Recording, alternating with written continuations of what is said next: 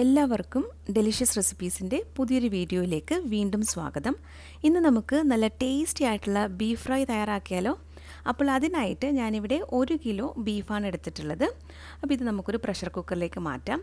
ഇനി ഇതിലേക്ക് 1/4 ടീസ്പൂൺ മഞ്ഞൾപ്പൊടി, 1/2 ടേബിൾ സ്പൂൺ മല്ലിപ്പൊടി, 1/2 table spoon Kashmiri chilli powder, 1/2 teaspoon garam masala, 1 teaspoon കുരുമുളക് പൊടി, 1/2 ടീസ്പൂൺ പെരിഞ്ജീരകപ്പൊടി, 1 ടേബിൾ സ്പൂൺ ഇഞ്ചിയും, 1/2 ടേബിൾ സ്പൂൺ വെളുത്തുള്ളി ചതച്ചതും, ഒരു ചെറിയ സവാളയും, 2 പച്ചമുളക് കീറിയതും, കുറച്ച് കറിവേപ്പിലയും, 1 ടീസ്പൂൺ ഉപ്പും, 1 ടീസ്പൂൺ വിനാഗിരിയും കൂടെ ചേർത്തിട്ട് നന്നായിട്ട് കൈകൊണ്ടൊന്ന് തിരുമ്മി യോജിപ്പിക്കാം.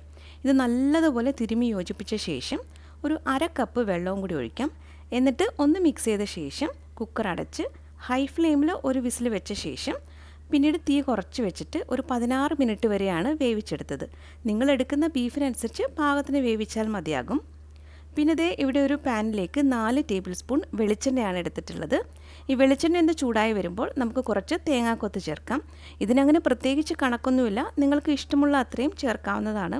ഇതൊന്ന് മൂത്ത് വരുമ്പോൾ കുറച്ചധികം തന്നെ കറിവേപ്പിലയും കൂടി ചേർക്കുന്നുണ്ട്. നന്നായിട്ടൊന്ന് ഇളക്കി കൊടുക്കാം. ഇതെല്ലാം ഒന്ന് ചെറുതായിട്ട് മൂത്ത് വന്ന് കഴിയുമ്പോൾ മീഡിയം വലിപ്പത്തിലുള്ള ഒരു സവാളയാണ് ചേർക്കുന്നത്. ഒരു 1/4 ടീസ്പൂൺ ഉപ്പും കൂടി ചേർത്തിട്ടുണ്ട്. ഇനി സവാള നമുക്കൊന്ന് വഴറ്റിയെടുക്കാം. ദേ ഇപ്പോൾ സവാളയൊക്കെ ഒന്ന് പാകത്തിന് നന്നായിട്ട് വഴറ്റിയെടുത്തിട്ടുണ്ട്. ഇനി നമുക്ക് വേവിച്ച് വെച്ചിരിക്കുന്ന ബീഫ് ചേർക്കാം. പ്രഷറൊക്കെ പോയ ശേഷം കുക്കർ തുറക്കുമ്പോൾ അതിൽ കുറച്ച് ചാറുണ്ടാവും. അപ്പോൾ ഒന്ന് തീ കൂട്ടി വെച്ചിട്ട് ആ ചാറ് മുഴുവനായിട്ടും വറ്റിച്ചെടുക്കണം. എന്നിട്ട് വേണം ഈ പാനിലേക്ക് ചേർക്കാനായിട്ട്. അപ്പോൾ ആദ്യം ബീഫ് ചേർത്തിട്ട് ഒരു 5 മിനിറ്റ് ഹൈ ഫ്ലെയിമിൽ വെച്ചിട്ടൊന്ന് ഇളക്കി കൊടുക്കാം. അതിനുശേഷം മീഡിയം ഫ്ലെയിമിൽ വെച്ചാൽ മതി. ഇപ്പോൾ ബീഫ് ചേർത്തിട്ട് ഏകദേശം ഒരു 10-12 മിനിറ്റ് ആയിട്ടുണ്ട്. ഇനി ഒരു 1/2 ടീസ്പൂൺ കുരുമുളക് പൊടി ചേർക്കാം. നിങ്ങളുടെ എരിവിനനുസരിച്ച് കുരുമുളക് പൊടിയുടെ അളവിലൊക്കെ മാറ്റം വരുത്താം. നന്നായിട്ട് ഇതൊന്ന് ഡ്രൈ ആക്കി എടുക്കാം. അപ്പോൾ മൊത്തത്തിൽ ബീഫ് ചേർത്ത ശേഷം ഒരു 15 മുതൽ 20 മിനിറ്റ് വരെ എടുക്കും ഇതുപോലെ ഒന്ന് ഡ്രൈ ആയി കിട്ടാനായിട്ട്. ഇപ്പോൾ നമ്മുടെ ബീഫ് ഫ്രൈ ഇവിടെ റെഡി ആയിട്ടുണ്ട്.